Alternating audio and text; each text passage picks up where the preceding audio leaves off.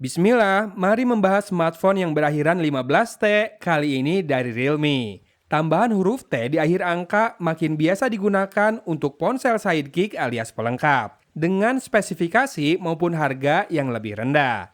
Istilah sidekick ini paham kan teman-teman? Ya seperti peran Robin buat Batman lah gitu ya. Jadi seperti itu juga peran Realme 15T buat Realme 15 atau GT70 buat GT7. Realme 15T sendiri hadir dengan nilai jual utama berupa baterai 7000 mAh, kemudian 60 watt fast charging, ketahanan air IP66, 68, dan 69, dan kecerahan layar hingga 4000 nits. Ini adalah kombinasi yang menggiurkan buat para pejuang jalanan ya. Bisa tahan seharian di luar tanpa khawatir kehujanan, dan layarnya masih terlihat jelas di terik siang. Lalu spek lainnya bagaimana? Sebetulnya buat saya malah hal-hal ini yang lebih menarik nih. Iya, layarnya lebih kompak dengan dimensi 6,57 inci dan sudutnya makin membulat dengan jari-jari 8 mm. Begitu juga layar AMOLED dengan in-display fingerprint scannernya yang menambah pengalaman menggunakan Realme UI 6.0 jadi makin enjoyable. Plus speaker stereo yang bisa di-boost hingga 300% dari volumenya, bisa buat temenin jajal game di saat bosan melanda. Loh memang speknya mendukung buat gaming. Ya saya sih mainnya PUBG Mobile saja memang ya, dan bisa dapat settingan smooth extreme hingga HDR Ultra. Gameplay so far lancar, nggak jauh-jauh dari 57 sampai 60 fps, dan selama satu sesi di Wrangle alias 30 menit, suhunya juga aman, serta chicken dinner seperti biasa. Anyway, ini tuh pakai prosesor 6 nanometer 5G dari MediaTek yaitu Dimensity 6400. Iya, penerus Dimensity 6300 yang secara prinsip ada peningkatan performa meski masih di level setara dengan prosesor 6 nanometer MediaTek lainnya termasuk Helio G200 yang masih 4G.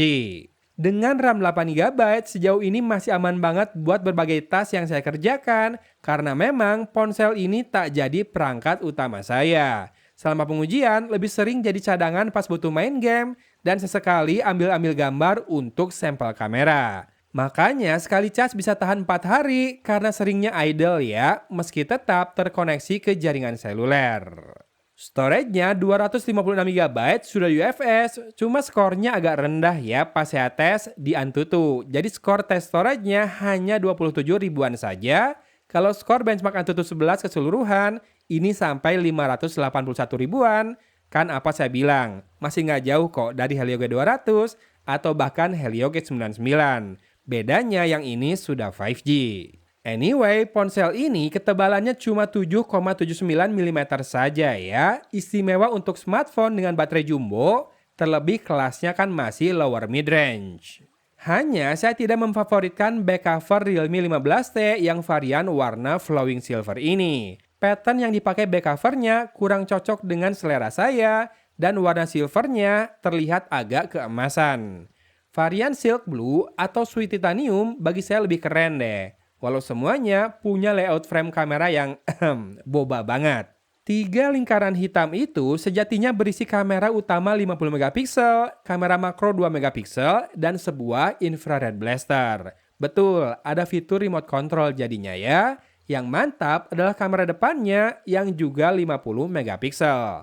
Hasilnya lumayan banget buat sebuah smartphone yang sebetulnya fokus ke baterai dan ketahanan, walau kerasa sih, mode portrait nggak begitu rapi membedakan tepian objek, terutama di bagian rambut. Sementara kamera belakang cukup perform dengan baik pas diajak cafe hopping di sekitaran Bandung dan hasilnya berkarakter vibrant secara default walau kadang matteringnya nggak begitu pas hingga acap kali saturasi warna terasa berlebihan, agak harsh alias kasar ya dynamic range-nya. Saya mengakalinya dengan menggunakan filter bawaan, kebetulan filter emerald ada di kamera Realme 15T ini dan sukses membuat hasilnya lebih jinak, kalem, dengan efek dramatis yang lebih mencuat. Somehow, saya ngerasa hasil warna kameranya itu lebih proper di Realme C85 deh. Sementara untuk perekaman video bisa dicek langsung hasilnya ya. Dia bisa rekam mentoknya di Full HD 60 fps dan tidak ada mode stabilisasi untuk video ini. Catatan dari saya datang untuk audio yang terekam. Meski sudah memiliki secondary microphone, suara angin dan musik latar di kafe masih terekam dengan cukup jelas. Kamu bisa ikut cek di akhir video nanti ya untuk semua sampel kamera yang lebih lengkap. Nah, Realme 15T ini saya cek di marketplace bisa didapatkan di sekitar 3,7 jutaan untuk varian 256 GB dan 3,4 jutaan untuk yang 128 GB. Ini harga terendah sebelum menggunakan promo diskon. Jadi untuk apa yang didapat sebetulnya cukup sepadan ya dengan harganya. Malah bakal sangat berguna buat mereka yang bekerja di luar ruangan, pergi pagi pulang malam atau mungkin pulangnya malah pagi lagi. Kan butuh ekstra baterai itu dan juga ekstra ketahanan kalau bertemu hujan, ya siapa yang tahu kan? Saran saya silakan pasang diskon semaksimal mungkin biar makin worth it karena sejatinya di level harga segini persaingannya sangat ketat. Saya menyarankan teman-teman cek playlist review smartphone 2025 yang sudah saya buat deh. Biar pertimbangan kamu makin kaya dengan pilihan smartphone menarik yang pernah saya jajal. Tapi kalau memang sudah cocok sama Realme 15T ini, karena baterainya misalkan atau karena looks-nya, UI-nya atau mungkin bodinya yang tipis, silakan boleh banget ya klik pilihan produk termurah yang saya sertakan di video ini. Yuk kita cek hasil kameranya sekarang. Dari Kota Cimahi, Agun pamit undur diri. Wassalamualaikum warahmatullahi wabarakatuh.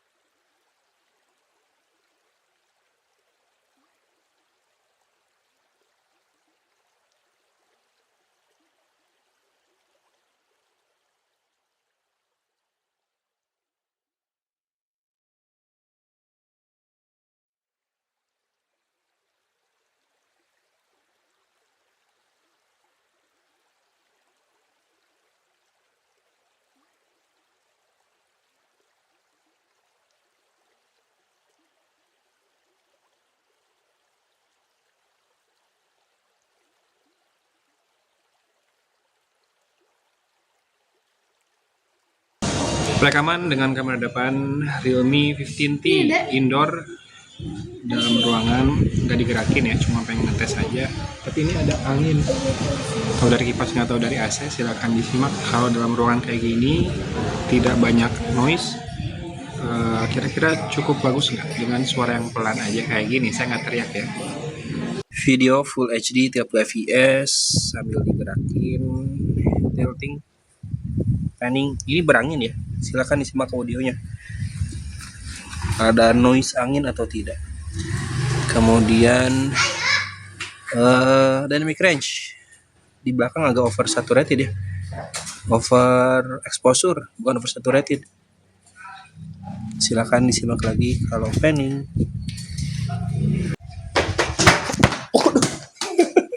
Kenceng banget. Mau ke wajah lagi. Ini kalau diajak main bola nih.